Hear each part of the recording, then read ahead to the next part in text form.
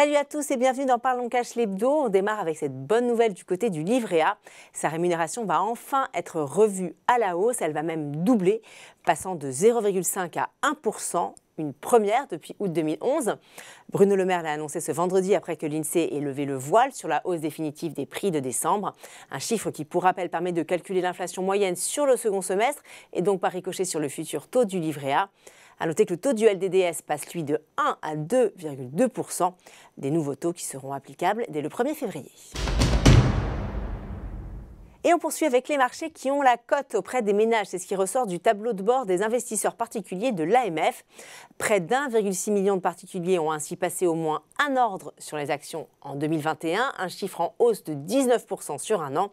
Au quatrième trimestre, plus de 743 000 particuliers ont réalisé au moins une opération sur action. Parmi eux, plus de 200 000 n'avaient jamais passé d'ordre. Et si on regarde sur les 3 dernières années, ce sont plus d'1 million de nouveaux investisseurs qui ont été recensés sur les marchés.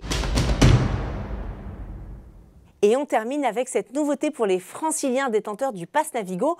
Depuis lundi, il vous donne accès au monde de la culture. Alors, tarifs réduits ou visites gratuites, ce sont plus de 300 musées, théâtres et cinémas qui sont concernés.